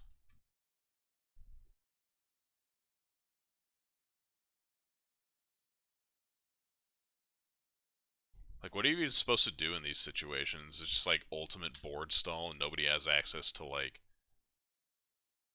what the hell's it called? Like a Craterhoof Behemoth effect. Alright, so what do we gotta do here? We need to kill the Scavenging Ooze, kill the Stonecoil Serpent, kill the Harbinger. That's 11, that's 21 damage that we have to deal. 5, 9, 10, 11, 15. I have to throw my entire board away to do that. Actually, I don't have to do that. I don't think. So if I go blockers, I go here, here, here, here, here, here. So that's 10 right there. Or actually, I need to block here. And then I can save, like,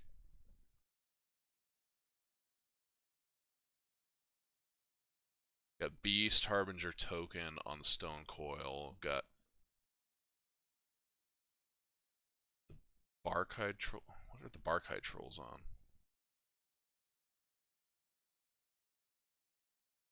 There, that's what I need to do.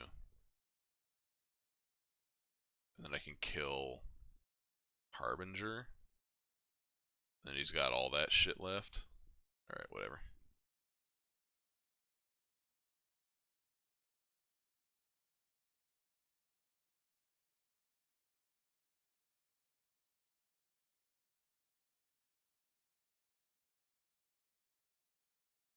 Alright, so he's gonna do 3, 4, 9, so I can't stop that.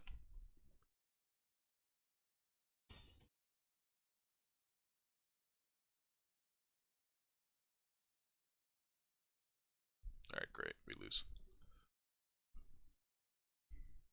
This fucking card, that Bonder's Enclave, dude. Alright, bring that shit in. I guess we bring in Great Henge. We just have to, like, go bigger. Don't need Ranger's Guile. Pelt Collector honestly seems pretty unexciting here.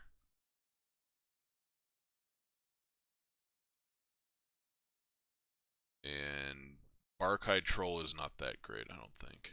It's okay, but it's not great.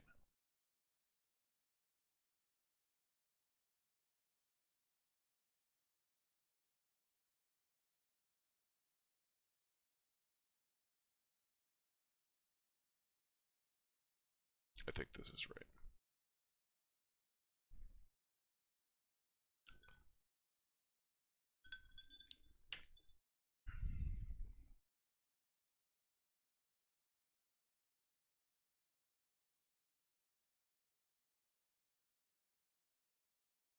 Alright, got it.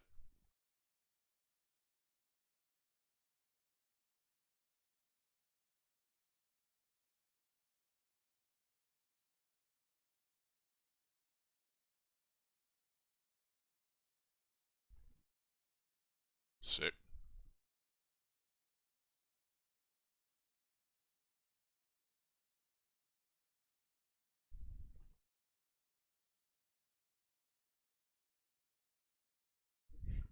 I was gonna say, do you want to play Occam or block Pelt Collector?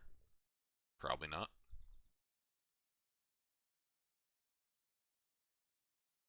Primal Might doesn't kill it right here because you can't make it big enough.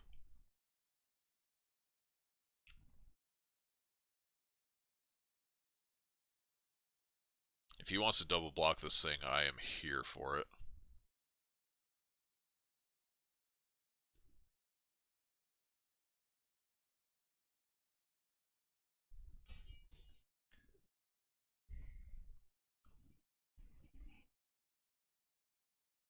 Next turn we get to play Great Henge.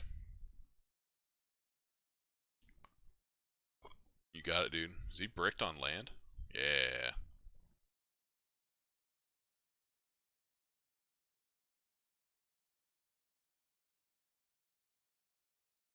Not sending my 1/1.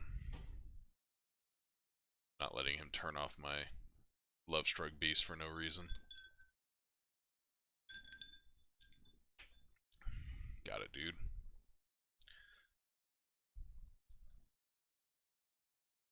Let's see. So we could play Occam Adversary here. See if we can find a removal spell for this Lovestruck Beast. I don't necessarily want to run Lovestruck Beast into Lovestruck Beast. If we can help it, because this can like eat a more important card like a Questing Beast or something like that. Let's see what we can do here. Alright, whatever.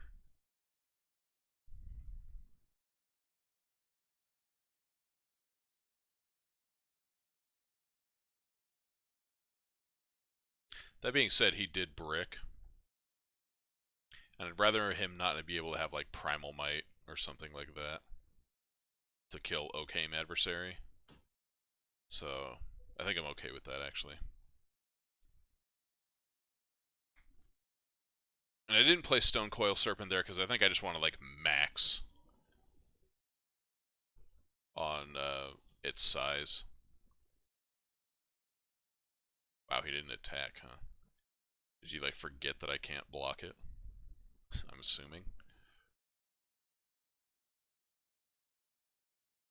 With the token, that is.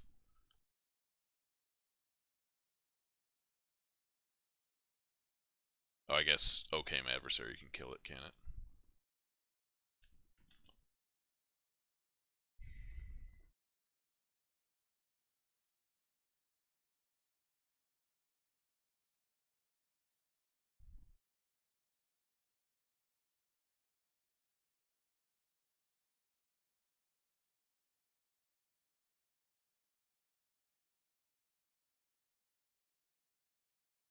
Send the big guy and the Death Toucher.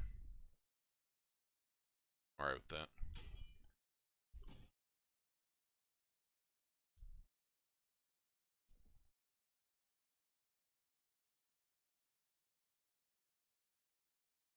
This is 9.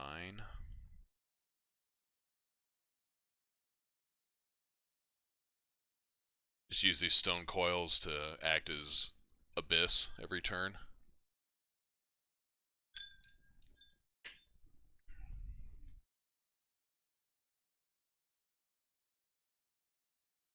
Stone coil serpent of his own. Or multiple creatures. Yeah. Okay. I think I'm still going to send Okame and Stone Coil in. I don't see any reason not to.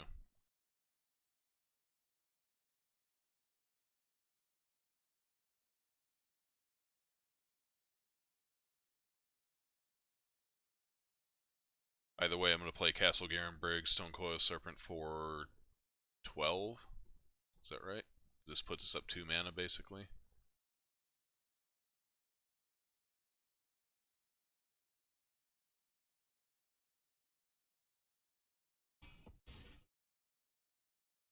Get a card off Okame Adversary. Scavenging Ooze, that's a pretty good one. I think what I'm going to do while I can, before I lose a chance, is I'm going to eat as many creatures out of these bins as I can with Scavenging Ooze. So I have 8 to spend.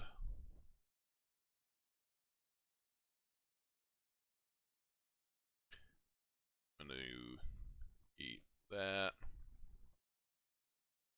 Before he lands his own Scavenging Ooze, essentially.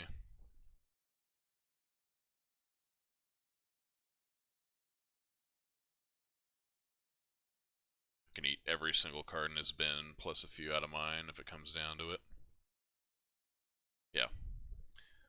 Sees the writing on the wall. I don't think anything changes. I don't like this card in the mirror because it starts out so small. It's a terrible top deck, and a lot of the stuff outclasses it really quickly, like Lovestruck Beast and Questing Beast. Even like Barkhide Troll can give it a run for its money in the early game until it gets up to size. Okame Adversary just eats it at any point. So just having like a 1-drop that doesn't generate any sort of advantage other than just being a big guy seems pretty terrible. Yeah, nothing else strikes me as being a card we really need.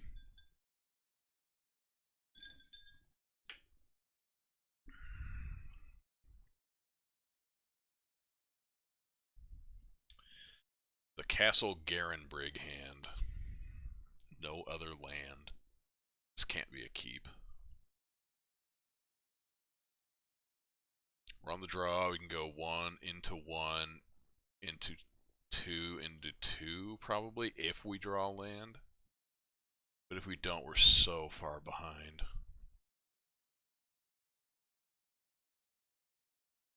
Opponent's on the mulligan.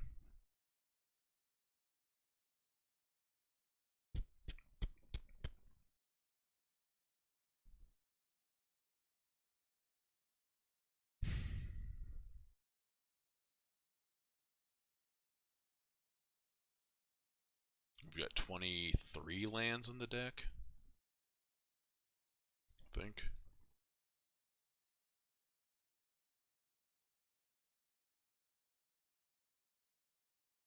We've got 25 in the list, actually. I don't like this, but I'm going to keep it. Again, another one of these hands that I don't advocate keeping, but we're going to try it. If we draw runner, I don't think we can lose this game. Like, yeah, we don't get a token turn 1, whatever. But we can get a token next turn. We got plays for a few turns while we hopefully can dig up some land. So that's what I'm shooting for. Hopefully the deck will convert.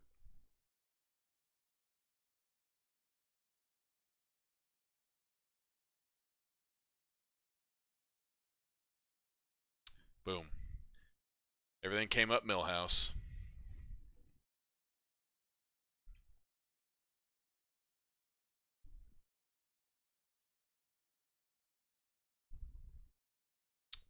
Not going to block here because I have a 2-drop next turn.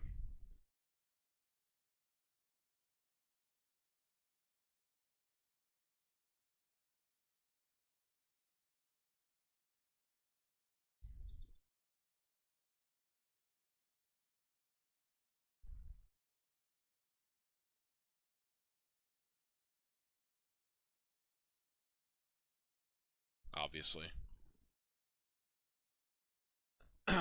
Now I think I'm gonna block. Alright, so we've got Scavenging Ooze here. I think Ooze is our better play than anything else.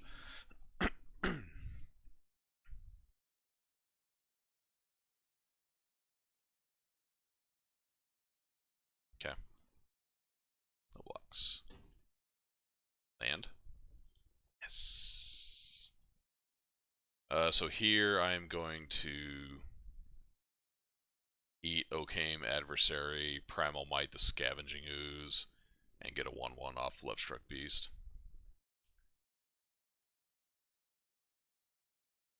My graveyard.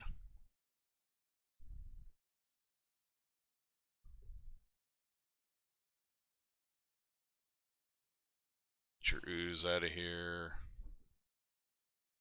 And get a 1/1. Okay, cool. Might as well attack because I'm not trading Scavenging Ooze for his stupid Barkhide Troll. Not blocking here. Got it. I am, however, going to play Love Struck Beast and get a token off of a Love Struck Beast. And I'm not going to offer the trade on Scavenging Ooze.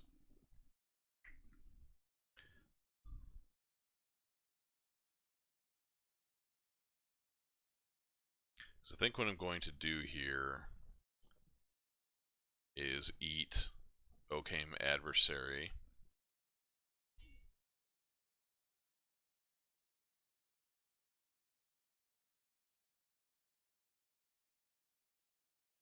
And then I have all this mana that I can eat creatures with. 1, 2, 3, 1, 2.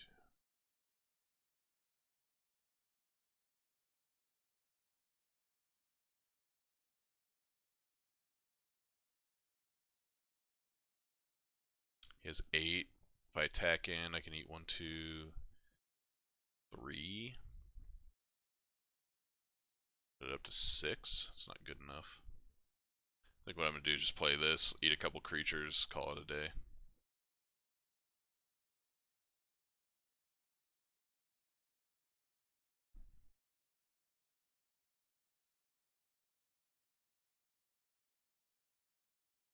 Alright, that's a little bit of a problem.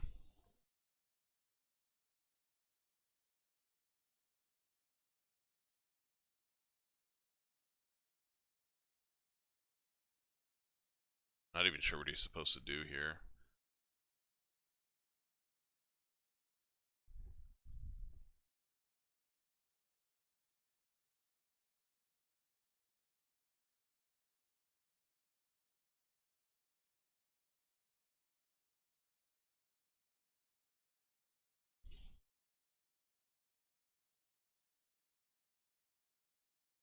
It's okay.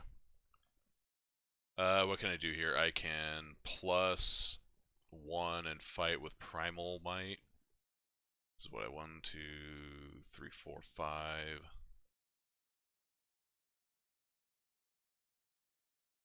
I can +1 fight Love Struck Beast on Love Struck Beast, attack with 2 1/1s, kill Vivian, play Love Struck Beast on my own. That seems okay.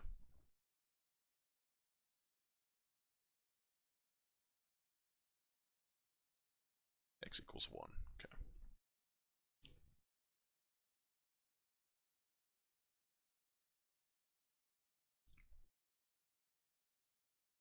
I don't want to trade Barkhide Troll for Love Struck Beast.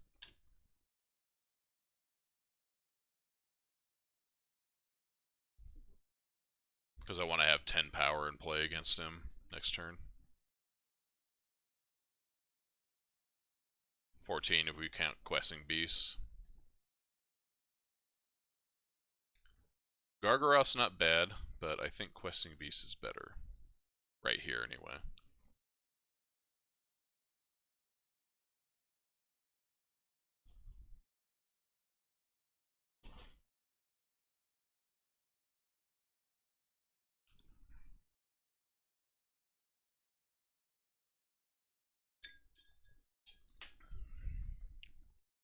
Primal Might. Oh, Scavenging is, okay.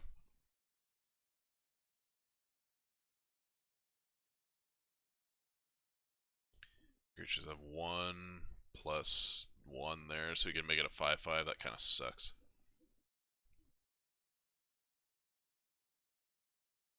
Alright, we're in a little bit of a stalemate here.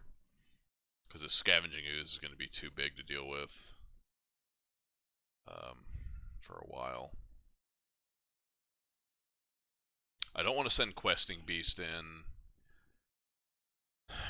Well, I guess killing either of his Elder Gargaroth or Scavenging Ooze is alright. What happens if we attack with the 5/5s as well? So we block 6/6 on 5/5. Trade Scavenging Ooze for Questing Beast. Takes 5, and then I can't kill Elder Gargaroth. I think we have to sit.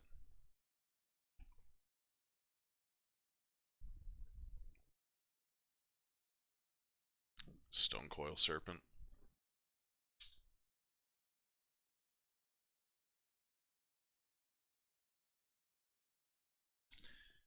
Okay, well, another 5/5 doesn't really change anything necessarily.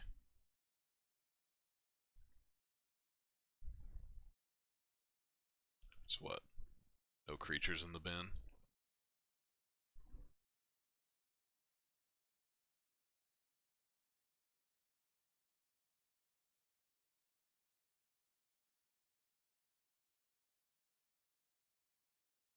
Alright, double check.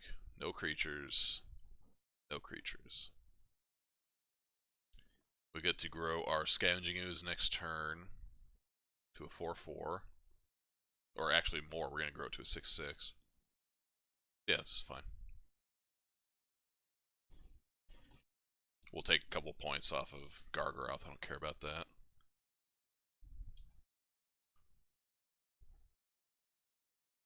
He just ran through or whatever. Send a message.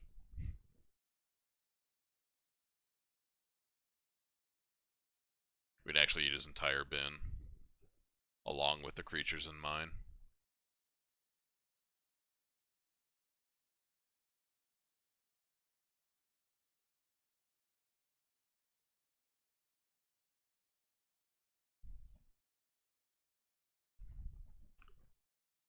Why not?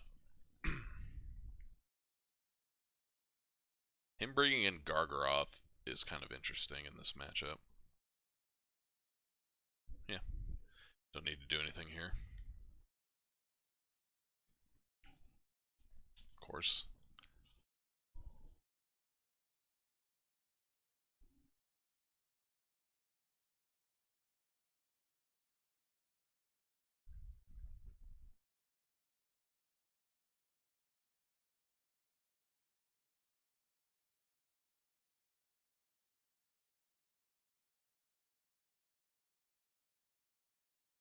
Snap block.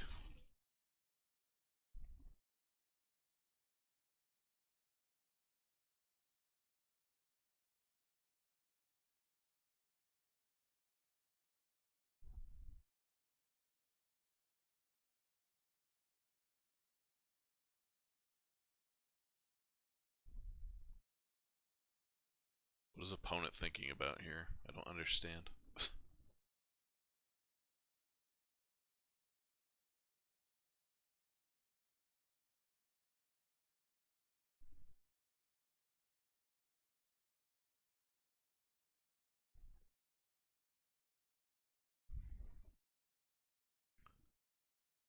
Sweet. A non-land, I will take it. Still not attacking, because I do not want to let him have a 5/5 reign supreme on this board.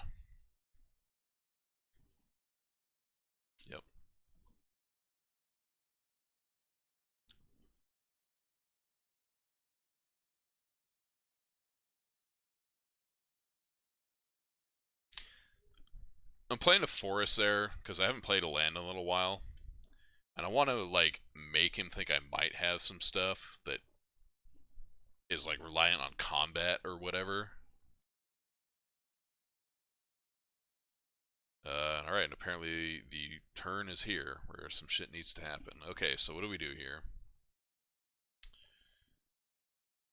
He's got 13, 16, 21 power coming. So if I block Scavenging Ooze on Stonecoil Serpent, Garrett's Harbinger on 1/1, and chump a 5/5, then I take 11 damage, and I only lose the 1/1.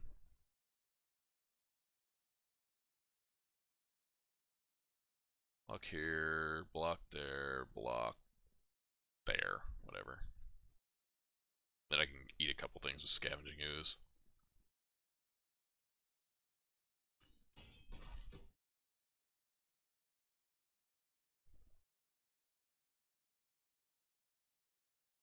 Stonecoil Serpent.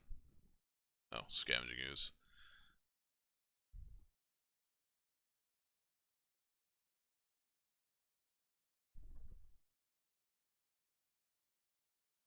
Not today, Satan.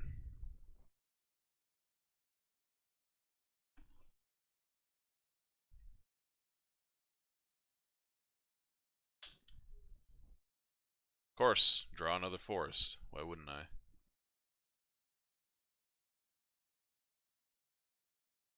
So, what can I possibly even do here? If I attack Garrick's Harbinger, what do I have to draw? I can draw Scavenging Ooze, Garrick's Harbinger, Stonecoil Serpent, Questing Beast, Oakham Adversary, Lovestruck Beast, archetype Troll. The best thing I could draw is Lovestruck Beast, and that doesn't even prevent me from dying because I have to block every single one of his creatures other than Scavenging Ooze. So, cool. Alright, well, he drew 1, 2, 3, 4, 5. He drew 5 lands, I drew 10. I drew twice as many lands and I lose. That's just how that goes. When you play a deck that has no agency on what it draws, sometimes you just draw trash.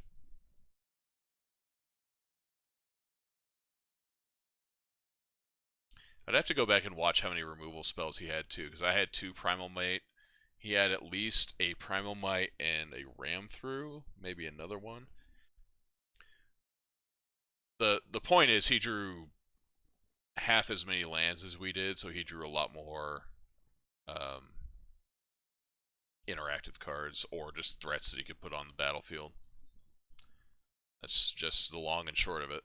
So I need that one. I need the Garrick's Harbinger. Alright, well, anyway, I think I am going to call that a stream. We're right on the dot at 10 o'clock. I know I started a few minutes late. Hopefully you will forgive me.